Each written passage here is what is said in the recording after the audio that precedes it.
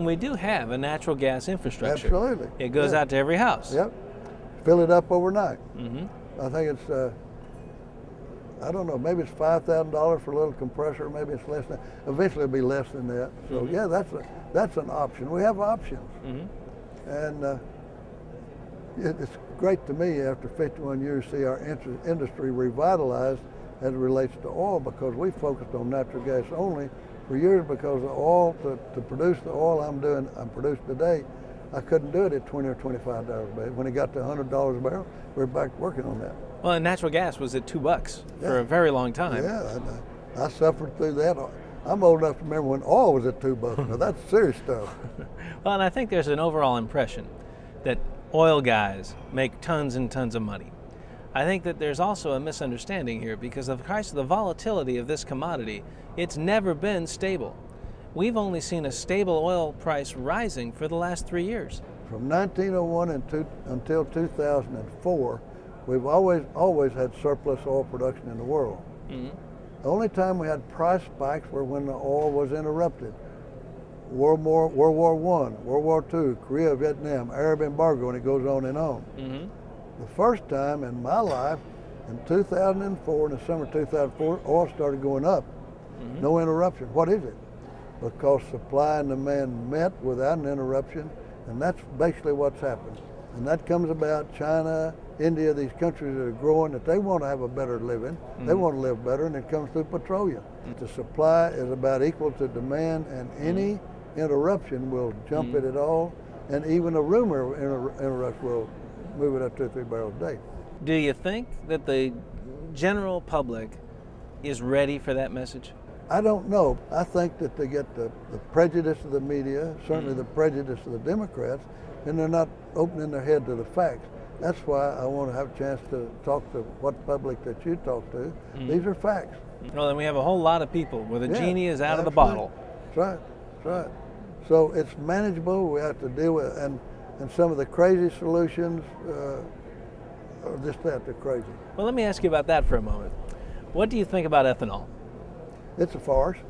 It's a sop to the voters in the Midwest that raise corn. Mm-hmm. And you may have thought it. Rick Perry went to Washington and say, this is hurting the cattle business. I raise cows. It has 70% of the value of gasoline.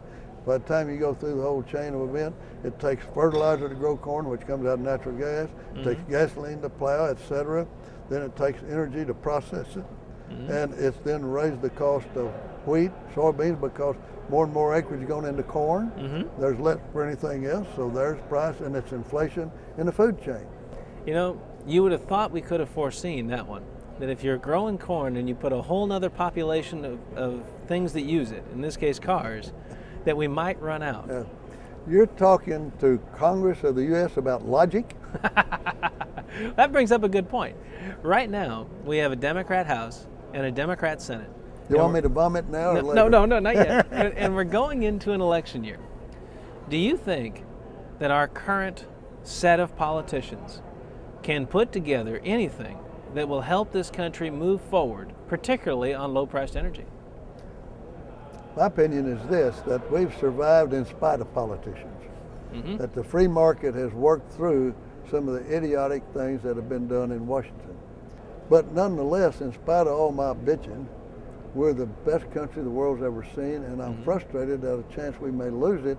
Like there's a bill where the Democrats want to have labor unions, everybody has to be in a labor union. Well, that means the country is going to move out of the country. The companies are going to move out of the country. That's very true. Why Steve can't make a profit? Well, and we are a profit-based society. It's all about making, I mean, sure, free market, and with reasonable compromises for the welfare of lesser people. I don't argue with that. I think we need it. I argue with the idiocy of some of the things that they do in the name of politics. Well, and right now, many of our policies are leading toward an ever-increasing reliance on foreign oil. Yes. So if we were to get the public to insist on policies that reduce that reliance on foreign oil, i.e. diversifying the transportation fleet, maybe we could get something done. You may be talking about Disney World. I don't know if that's ever going to happen. Well, I do think right now, with a high-priced environment, energy is at the forefront. Because with the voters being hit in this pocketbook and they're saying, damn, he looks at the filling up his car and he hates Exxon. Well, that's misguided. But you get into political deal. Another thing I fear, every time the Democrats in, we have more socialism. When Republicans get in, we can kind of stop it. So there's a gradual creep all the way to a socialist country. And I just hate that because so many people have started from nothing and built a business, and so doing they've created many jobs on the way, and I'm that in a small way. Well, and the energy industry really provides that opportunity. Oh, absolutely, and you also provides the opportunity to go broke if you do something dumb. A lot of people have. Yeah, sure. And we don't hear anything about them. In the bust of the 80s, I'm probably one of the few people, probably 10%, that didn't drop out of the business, either went broke or quit. And we're going to have it again in the gas business because there's going to be too much natural gas. That's why it's going to get cheaper, and people need to seriously consider have a natural gas driven vehicle. Well, and I think you make an interesting point as well. During this period in the 80s, I didn't see anyone offering to subsidize the oil and gas industry. Well, we made one basic error at that period of time, and it was across Texas. We had a bumper sticker that said, "Let the bastards freeze in the dark." When you look for oil or gas, you don't know where it is. And there's some perception, anytime you got acreage, it's going to produce. Oh, a small percent of acreage really produces. It takes expertise, science, geophysics, and will, and some pocketbook to get it done. But if you ever get a discovery, which are rare, but that's damn near as good as sex. Well, and I have to admit, before I opened up World Energy, I didn't know anything about energy. But now you know. Now I know a lot, but well, this industry has got some of the coolest toys I have ever seen. I mean, just amazing stuff. Take 3D, for example. I have a lot of 3D. You push a button, and on your screen it makes billions of calculations in a split second. I'm still overwhelmed by that. Billions. All these underground, they can turn it sideways and look at it in 3D. I'm astounded, and that's pretty common now. Well, and you are in charge of producing the industrial oxygen, the thing that makes the economy run. Me and the banks that loan me money. Well, hopefully we can get more people involved in this. No doubt about it, and I think if there's anything you might pick out, is why is oil price so high, and do it with a sense of humor, because nobody wants to get too damn serious. Well, good. Clayton, any other comments? No, I think that's it. If you get me to bullshit, we'll be here all night. I'm Richard Loomis for World Energy Television, and we've been visiting with Clayton Williams. Thank you very much for watching.